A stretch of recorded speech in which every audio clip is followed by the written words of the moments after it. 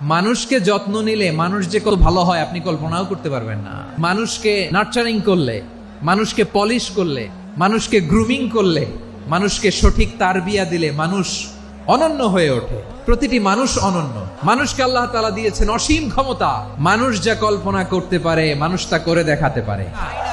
মানুষের কাছে অসাধ্য কিছু নাই মৃত্যু ছাড়া, এক্সেপ্ট ডেথ। তোমার জন্ম হয়েছে জিতার জন্য, বিজয়ের জন্য তোমার জন্ম।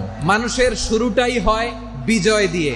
ওই 20 কোটি শুক্রাণুর প্রতিযোগিতায় সবাইরে পেছনে ফেলে সেদিন আমি সফল হয়েছিলাম, সেদিন আমি বিজয়ী হয়েছিলাম, সেদিন আমি এত ছোট ছিলাম মাইক্রোস্কোপ দিয়েও আমার অস্তিত্ব টের পাওয়া যায় না। ওই কম্পিটিশনে যখন আমারে কেউ হারাতে পারে নাই, আল্লাহর জমিনেও আমারে কেউ হারাতে পারে না। হারার জন্য তোমার জন্মই হয় নাই, তুমি আসছোই জিতার জন্য। একটা কথা জীবনের সাথে সেট করে নিতে হবে, আমি জিতি নয় শিখি, আমি কখনো হারি না। মা বাবা যারা এসেছেন আপনার ছেলে মেয়ের যত্ন নেন। আপনার ছেলের মধ্যে যে কি পটেনশিয়াল আপনি জানেন না।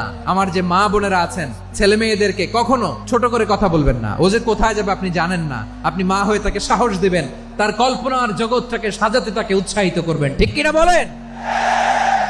নৈতিকতা, মোরালিটি, ভ্যালিউজ দিয়ে নিজেকে সাজাও, ইসলাম দিয়ে নিজেকে সাজাও। কারণ আগামীর বাংলাদেশ ইসলামের বাংলাদেশ। তাহলে মানুষের চেয়ে সেরা কেউ হতে পারে? মানুষের চেয়ে অনন্য কেউ হতে পারে? মানুষকে কেউ হারাতে পারে? আমি তুমি অনন্য, আমাকে তোমাকে হারায়া দেওয়া এত সহজ না। ঠিক কিনা?